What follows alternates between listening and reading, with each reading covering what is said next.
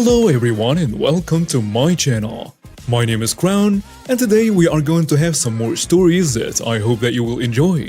But before we start, it would be so much appreciated if you would subscribe to the channel, like the video if you enjoyed it, and maybe leave a comment down below. These simple clicks would mean a lot to the future of this channel and really reward the effort that I put in every day. And now, without further ado, let's go! First story. Level 3 crooks get obliterated by level 99 boss. Do not commit crimes you are too stupid for. What you need to know in advance: this did not happen to me, but to my boss. He's a district attorney in a larger city in Germany. He drives an expensive car and he has a device that signals the police where he is and that he's in danger. The participants are my boss, 5 youngsters that will be referred to as B1 to B5. B5 was a mastermind, by the way, and the police. And now to the story. One day he drove home from work and suddenly 2 boys, 17 and 16, B1 and B2, jumped in front of his car, forcing him to stop. My boss was really scared, thinking that they were to take revenge on him because he put many people in jail, and immediately pressed a button on this device to inform the police. And the police immediately rushed with all available units. But they immediately shouted at him, accusing him of trying to kill them. The 3 other boys ran to the scene, also shouting at my boss that they are going to call the police, that he's going to lose his license. Then one of the 2 of them offers that he could give them all the money he got with him and they would leave him alone. At that point, my boss decided to serve some spicy revenge on these jerks. Knowing that every police officer available is rushing to the scene and he only needs to play for time, so he immediately agreed, but under one condition.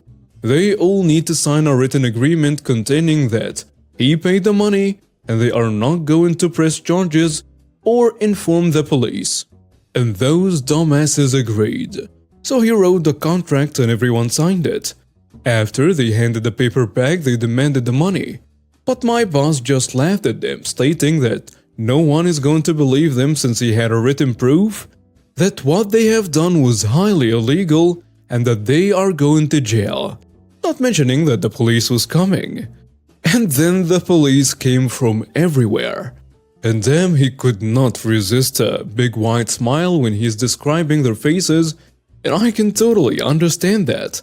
They were looking like scared ghosts on the verge of existence. One of the smart boys, B3, thought that this paper needs to vanish. So this dummy decides to rip it out of my boss's hand in front of the police, as they should later realize that this was their biggest mistake. Then they tried to escape from the police, but B1, B3 and B5 were caught. The police thought that they wouldn't get to know who B2 and B4 were unless one of the other snitches. Well, they didn't need a snitch because they all signed the paper with their real names. So the police got the other 2 as well. Fast forward to court. There were several trial dates, but I'll shorten it. Do you remember that I told you that B3 made a big mistake? Well, here in Germany there is a law from the Nazi era still in place that gets you a minimum sentence of 5 years when you rob a motorist. B3 and B5 both have 18, got 6 years in adult prison. Also, because of their criminal history, B1 and B2 got 3 years in juvenile detention, and B4 was lucky with only community service. All in all, my boss actually did not need to do much. They destroyed their lives mostly on their own. Next story. Dispute over an alarm clock ends a career. A recent petty revenge story made me remember this experience from my teenage years. So, just before my senior year in high school, I turned 18 and bought a car with my saved up years of babysitting money. I would have liked one sooner, but my mother absolutely refused. At 18, in my big act of teenage rebellion, I went out and bought one. A couple months later, Auntie Witch suddenly left her job from several states away and moved in with us, without her car. It cost less if she waited 6 months until spring to get it shipped. Something about snowbird travel patterns and that kind of stuff. She was cheap and a user as well as a jerk. As a result, I was expected to share my recently acquired car with Auntie Witch until hers arrives. This seemed deeply unfair, but nonetheless it was agreed upon that she could use it for appointments and job interviews since I could take the school bus. I needed to be warned in advance because my bus stop was the second one of the route. It left a lot earlier than I needed to if driving directly, and I liked sleeping. You may be wondering about now what this has to do with an alarm clock. Auntie Witch is one of those people who likes to rile people up, then mock them for getting angry. She's always got a complaint, harsh words, and is feuding with somebody over something. Once she moved in with us, her complaint was my alarm clock. My room shared a wall with hers. The alarm was waking her mooching, unemployed broke self up every morning, and that pissed her off. Couldn't I just go to bed earlier so I didn't need an alarm clock? The morning schedule at our house went something in the ballpark of this. 5:30 a.m. my workaholic mother leaves for the office. 5:45, my alarm goes off if taking the bus to school. 6:15 if I leave taking the bus to school. 6:45 if I leave driving to school. 1/2 never. Auntie's Witch unemployed self needs to be anywhere. Auntie Witch approached my workaholic mother about the horrific inconvenience of my using an alarm clock. Her solution was that my mother should wake me up every day at 5:30 before leaving. And my mother told her to try earplugs or work it out between us. My workaholic mother was massively non-confrontational and wanted no part of an Auntie Witch dispute. Auntie Witch started sneaking into my room to unblock the clock after I fell asleep. I'm a hard sleeper, so she pulled this off a few times. I had a good number of tardies before I figured out it wasn't a new cat who initially got blamed. Woke up to see her standing over my bed one night. Preebie. I screamed like a banshee, waking the whole house. She claimed sleepwalking, and my mother let her get away with that lame excuse. I endeavored to solve the problem myself with some super glue. That house got sold with a bonus electric blue alarm clock. An Auntie Witch started turning the alarm off instead of unplugging it. So I started sleeping with my alarm clock tucked behind my pillow. No way Auntie Witch could do anything to it without waking me now. And she was angry at having not gotten her way and never let anything go over. Auntie Witch's next move was to get up when the alarm went off and race into the only bathroom with a shower. It was closer to her room than mine, so she always beat me there. She'd stash magazines in there to sit on the commode reading until right around 6:20. This is after the school bus has left, but still before I need to... This is after the school bus has left, but still before I need to leave driving directly. Once I was taking a very rushed shower, and she'd steal my keys and take my car, wherever the hell the unemployed go to drive around all day. She claimed that I just wasn't paying attention when she said she needed the car. She wasn't telling me. When my mother wasn't around, she made snide remarks that if she was woken up, she had just as much right to the bathroom as I did. I could solve this problem by not waking her up. In addition to this, she would take my car evenings and weekends, always right before I had babysitting gigs, and it never returned with more than fumes in the gas tank.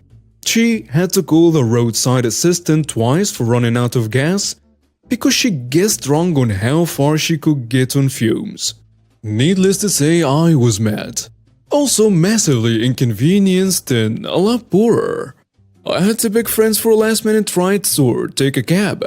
She continued to play me and my mother stayed out of it. We got into a cat and mouse game with my keys where I eventually kept them on me at all times, even in the shower. This was an old car some years back, no electronic keys were harmed. The keys came in the shower with me because the counter wasn't enough to stop her from pulling the bathroom lock. Pocket door, trivial. and coming in while I was showering to take them. Again, creepy.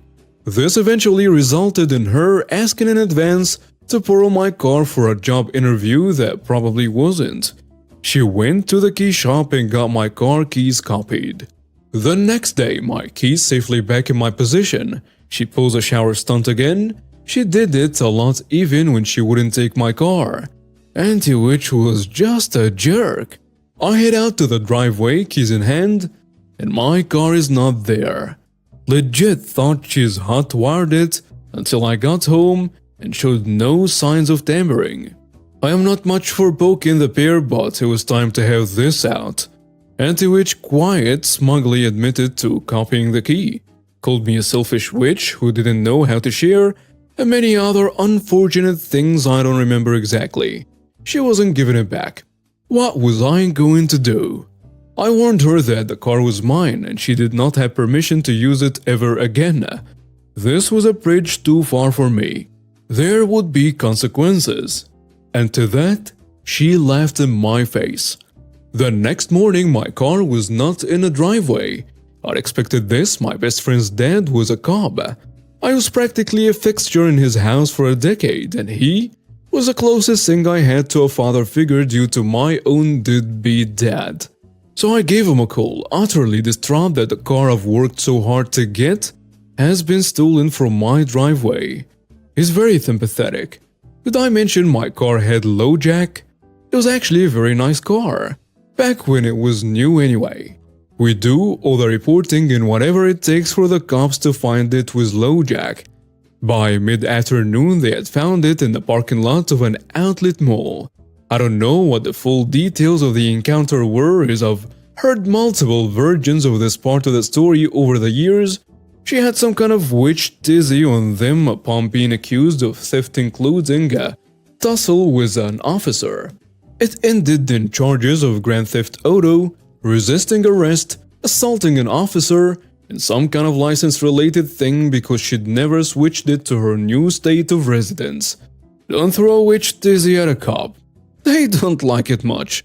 As this all took some time, she didn't get arraigned that day, as her unemployed broke self had horrid credit and little money. She couldn't make bail. As I deleted her answering machine message begging for my mother to come bail her out, my workaholic mother didn't even notice she was gone for almost a week. Once mom did notice, I explained that my car had been stolen and I called the cops. I was handling the situation myself like she suggested. The look of dawn in horror was just amazing. Then she shrugged and went back to avoiding all the confrontation. Anti-Witch served 2 weeks in county lockup until she took a plea deal. I suspect they slowly walked her paperwork a bit. What happened after was glorious revenge. Anti-Witch's remaining savings were used up on all the fines and court fees. So she finally got around to shipping her car and engaging in a job hunt. One problem, she was previously a teacher. She'd yet to get her certification in her new state. And now she had a rap sheet and was unable to pass a background check. Oops. Time for a new career as a telemarketer. Anti-Witch did not bother me much after that. I learned years later that she only went after kids hard. And I had proved enough of an adult. She realized there were consequences for her actions. We spent the next few months ignoring each other before I headed to college. And that's how a dispute over an alarm clock ended Anti-Witch's teaching career. Added to a few questions. What's up with your mother? Mental illness. She was not a bad person, she simply had almost no capacity to deal with conflict and retreated into her work as a coping mechanism. With time and understanding, I'm sympathetic to her role, and she has since passed away. Why didn't you call the cops sooner? Well, I had never dealt with anyone so lacking boundaries like Anti-Witch before. I genuinely thought there was a limit, and I just had to handle things until we got there in the name of family harmony. It was also supposed to be temporary. I had college coming up quickly, and she was supposed to find a job/apartment. So it was very time-bound. It is a nuclear option to call the cops on a family member, and a very scary thing to contemplate at 18 years old. I also wasn't sure it would work, given she could claim I was confused about permission, and the chances my mother would back me up were close to zero. Once I still had my keys in hand and no car in the driveway, that was a game changer in my eyes. Next story. HR says only smart people can work here. I work for a small company and we have a one-man HR department. We often get all sorts of memo detailing policies that sound good on paper but never make practical sense. We often get all sorts of memo detailing policies that sound good on paper but never make practical sense. I think maybe HR got all of their education on YouTube or Reddit, or learned it while being mentored after hours by the CEO. Recently, the HR implemented the new standardized testing for screening new candidates, which scores candidates on their skills in mathematics, language, language, and a bunch of industry-specific questions. The idea is to weed out those who present well on paper and in person, but in fact cannot do the most basic stuff. While this could be an excellent idea to weed out the morons that keep walking through the door, the HR thought it's an excellent idea to make everyone, including those who've already been here for years, do it as well. For the employee files, of course. HR gave metrics for where scores should range for new candidates, sent us links to complete the tests, and requested that they be completed by Friday. As we all know, HR never does things just for employees' files. We suspect HR is trying to get rid of a few crucial people who are not great with computers, not fast on the calculator, but are in fact beating souls to the workplace. Everyone at the office pretty much all boycotted the test. When HR pressured the CEO to threaten our bonuses, we begrudgingly complied. HR wants to score us based on arbitrary standardized tests as a benchmark? Sure. We spend the next 3 days after hours working on the test together, one test at a time. At the end, we all scored 9 out of 10 in every category, because we got some pretty bright people helping out. And guess what? We forced the HR to do the same test. And the HR guy scored 5 out of 10 for math and 4 out of 10 for logic. Guess who should be on the chopping block? And now we have reached the end of today's stories. Thank you for watching and see you next time.